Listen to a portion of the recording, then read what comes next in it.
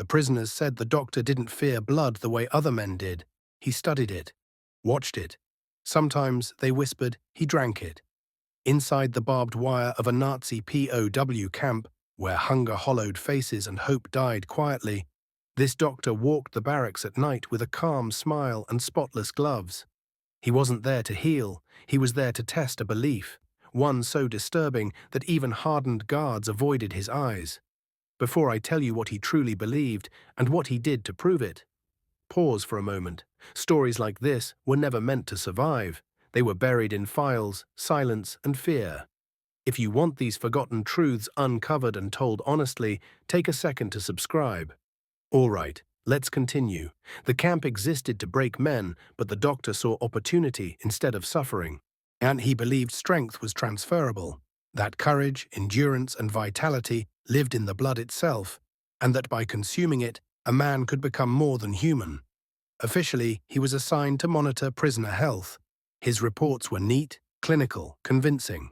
Weight loss attributed to malnutrition. Deaths explained as disease. On paper, nothing was wrong, but prisoners remembered the cups. They remembered being lined up after roll call, wrists pricked, blood collected with care. Some were told it was for testing. Others weren't told anything at all. Weak prisoners were favored, easier to control, easier to silence. At night, light spilled from the infirmary long after curfew. Shadows moved behind frosted windows. Those summoned rarely spoke afterward. Those who collapsed were removed quietly, their names erased by morning. And what terrified the prisoners most wasn't the pain. It was the doctor's certainty. He kept meticulous notes, recording how he felt after each treatment. Increased energy, sharper focus, reduced fatigue. He was convinced it was working, convinced he was evolving. And in a place where no one could question authority, no one stopped him. By the time rumors reached beyond the wire, the experiments were already far beyond medicine. They had become ritual, and the camp was running out of blood. By daylight, the camp pretended to function like any other. Prisoners marched, counted, fed just enough to survive. Guards followed schedules. Paperwork moved up the chain. From the outside, it looked orderly, almost humane by wartime standards. But beneath that routine, the doctor was building a private world. He began selecting prisoners with intention. Not the strongest, not the healthiest. He wanted men who had endured long enough to still be alive, but weak enough to break. He believed their blood carried something purer, desperation distilled into resilience. The infirmary became his domain.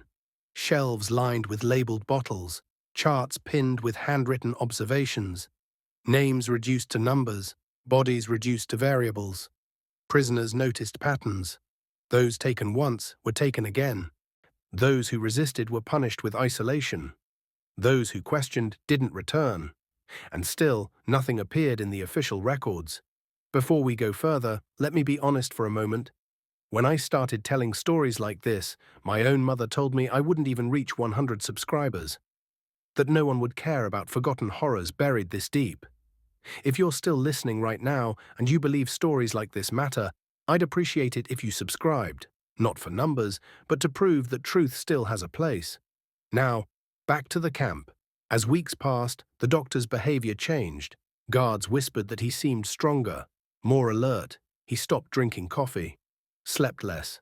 His handwriting grew sharper, more confident.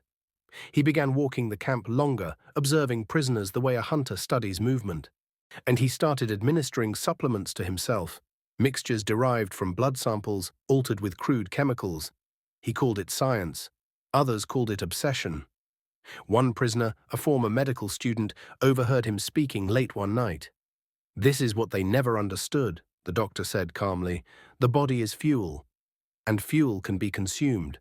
That was when fear shifted into certainty. This wasn't cruelty for punishment's sake. This was experimentation without limits. And the doctor was no longer asking permission. The first deaths were explained away as weakness. Men who collapsed during roll call. Prisoners who never woke after infirmary visits. Names crossed out, bunks reassigned, numbers reused. In a camp designed to erase people, disappearance required no explanation. But among the prisoners, something darker was becoming clear. Those who survived the infirmary returned changed, paler, quieter. Their hands trembled. Some complained of dizziness, of their hearts racing without reason. Others spoke of being drained in a way hunger couldn't explain, as if something essential had been taken and never replaced. The doctor called it progress. He refined his methods. Blood was no longer just collected, it was categorized by age, by temperament, by endurance. Prisoners who resisted were marked as failures, and prisoners who complied were reused until they couldn't stand. He began testing limits. How much could be taken without killing? How often could it be repeated?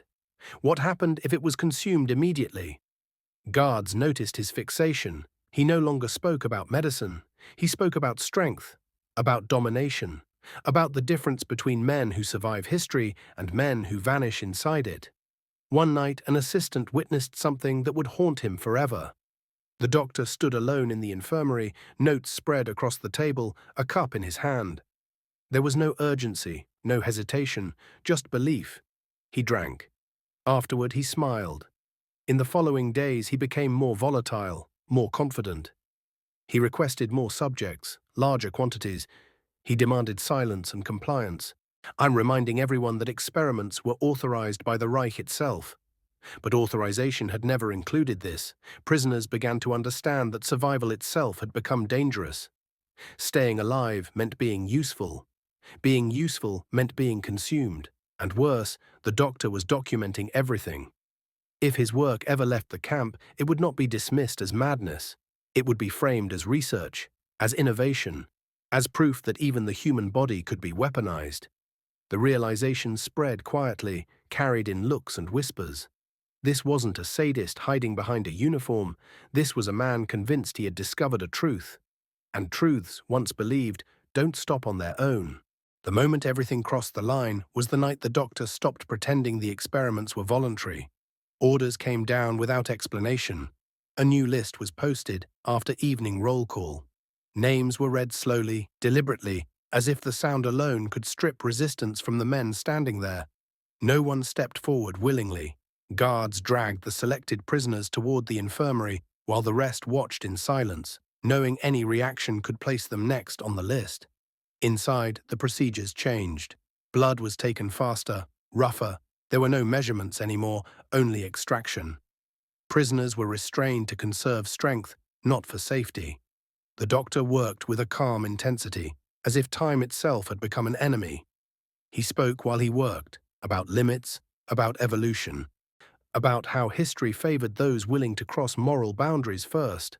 One assistant finally refused. He argued that the prisoners wouldn't survive repeated extractions, that records would expose them, that this wasn't medicine anymore. The doctor didn't raise his voice. He simply removed the assistant from the room and replaced him with someone more obedient. By morning, the assistant's bunk was empty. From that point on, resistance disappeared. The infirmary became a place of no return. Prisoners summoned there understood the choice had already been made for them.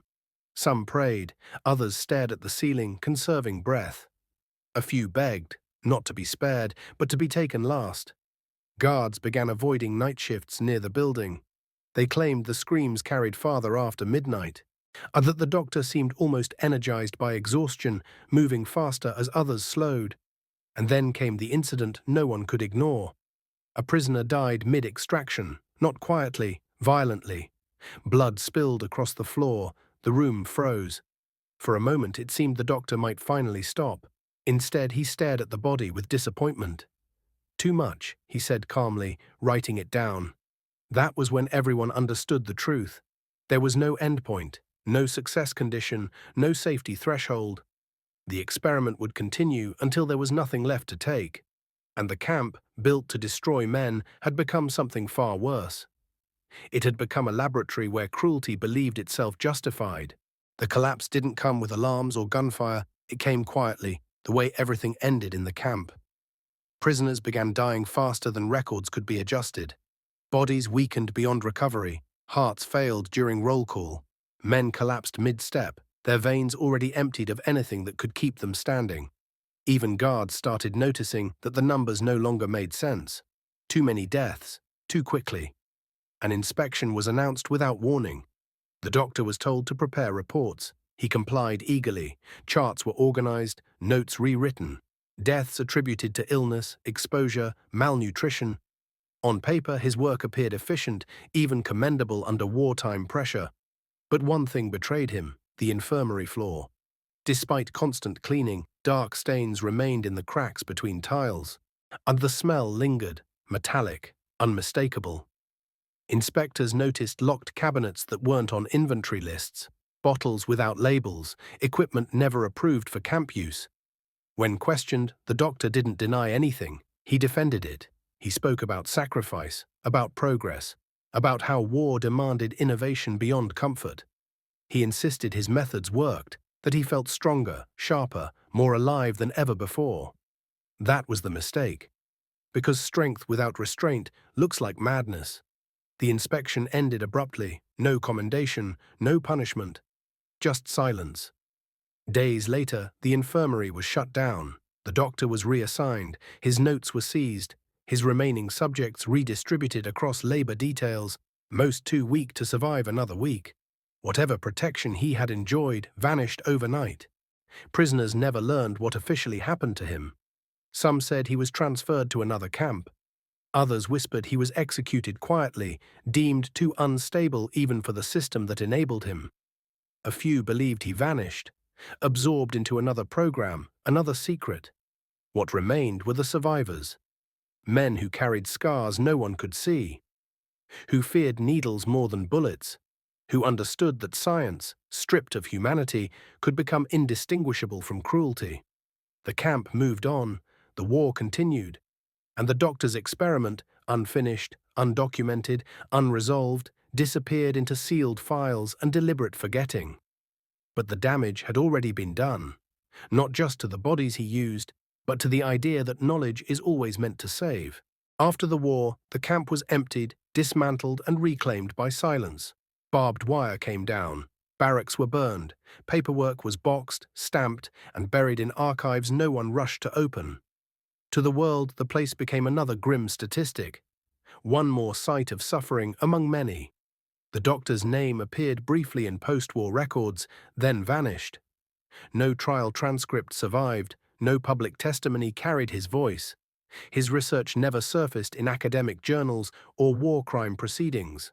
Officially, there was nothing to examine. Unofficially, survivors remembered everything.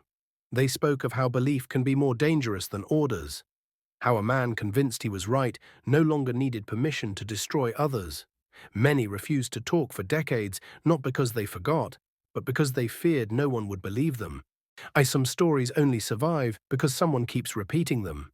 If you're still listening now, you're part of that survival. My mother once told me stories like this wouldn't reach even 100 people, that the world had moved on. But every listener proves something different.